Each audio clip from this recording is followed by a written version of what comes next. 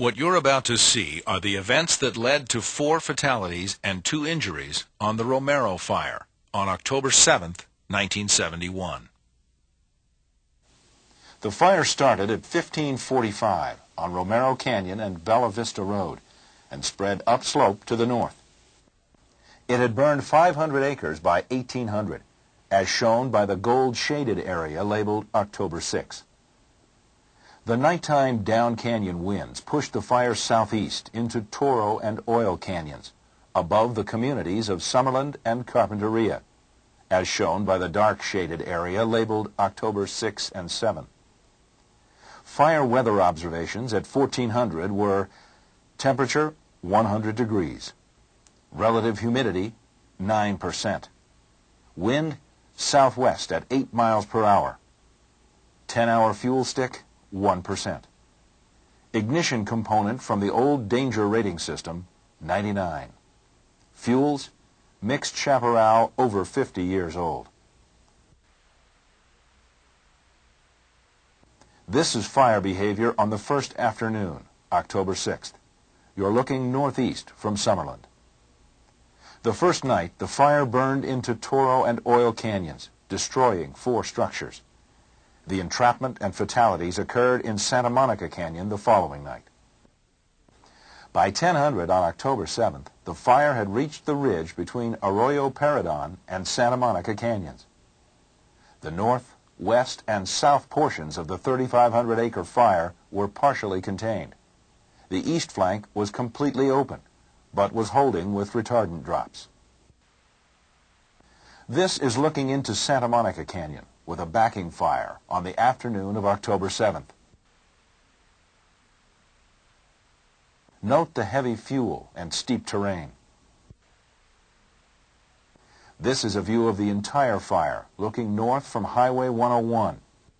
The fire is spreading east, or toward the right side of the screen. You're now looking up the ridge near Santa Monica Canyon. This ridge is the location for indirect line construction about to take place.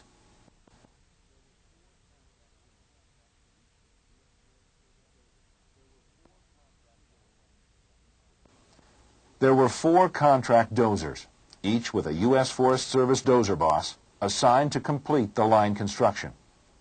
The dozer bosses had been dispatched as sector bosses, but were reassigned as dozer bosses. The dozers had worked by themselves the night before and were pulling a double shift. The newly assigned dozer bosses had to catch up with the dozers in the afternoon. The dozer bosses did not have a plans sheet or any maps. They were briefed verbally at fire camp.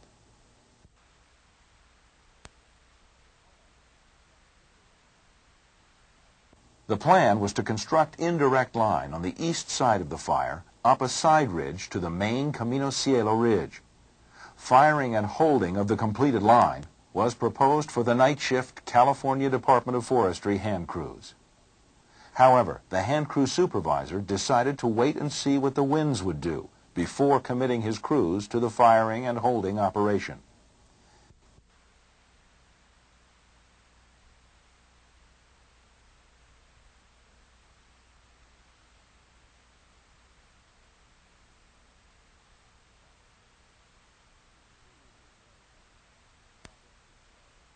The fuels were very heavy, and progress was slow as these fuels had not burned since 1917. Of the 4 contract dozer operators involved, only 1 had extensive wildland firefighting experience and knew local weather patterns. The 3 other operators had little, if any, firefighting experience. The 4 dozer bosses were qualified, but were not familiar with local weather patterns. Communications were not good. There were only 2 local radio frequencies, and this fire was the first time the national cache of handheld radios had been used on the forest. The dozer bosses were assigned 2 radios for the 4 dozers. 1 radio did not work, and the second radio quit working late in the afternoon. The 1430 weather forecast called for down canyon winds late in the evening, with north winds to 15 miles per hour. A 2000 update predicted a heavy marine influence with southerly winds to 8 miles per hour. There were no sundowners predicted for that night. This graph shows high-growth thermograph readings for October 10th. Readings for October 7th, 8th, and 9th were essentially the same. This indicates how rapidly weather conditions deteriorated in less than 12 minutes. Note the abrupt temperature increase and drop in humidity prior to 2000.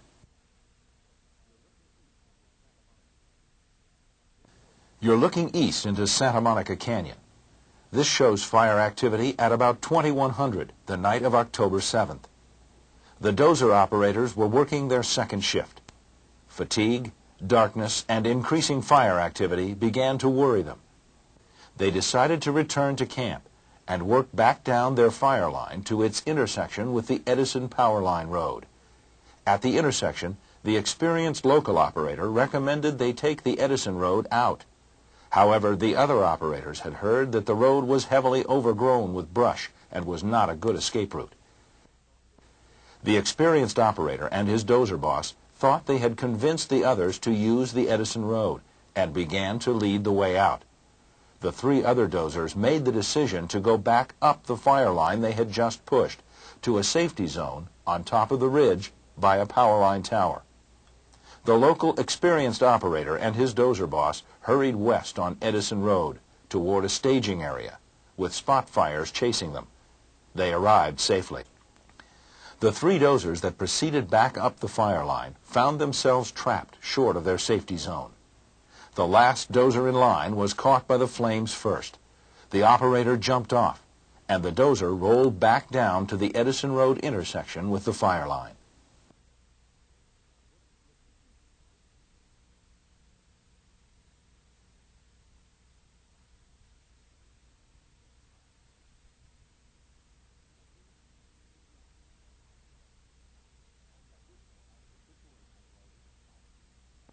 At this point, the situation was as follows.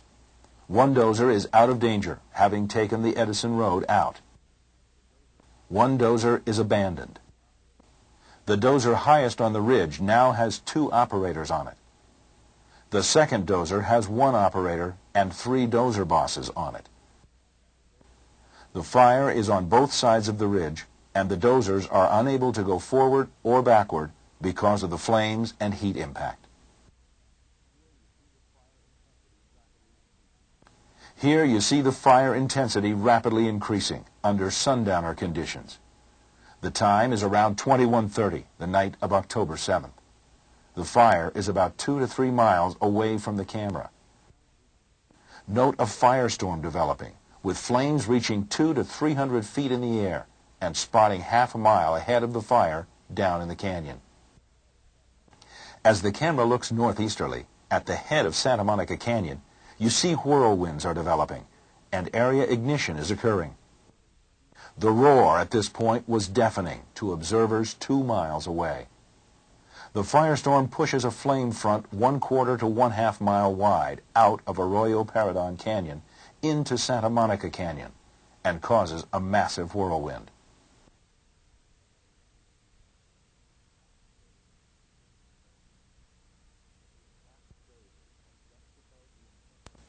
The entrapped dozers are just above the intense flames hitting the top of the ridge. The entrapped dozers are now visible on top of the ridge.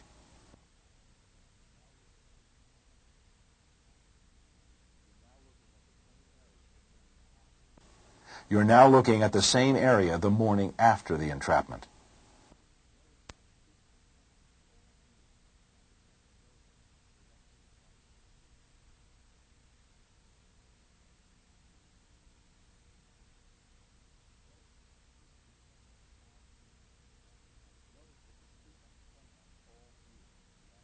Notice the complete consumption of all fuels and the second dozer parked directly above a chimney.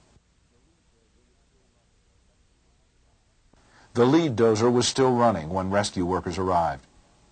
The two contract operators survived by running back and forth around the dozer, using it as a heat barrier to protect themselves.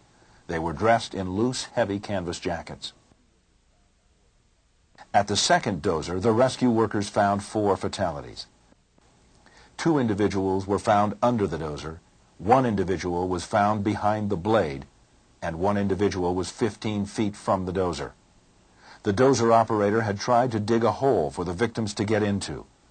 The dozer was parked on top of the berm and not running.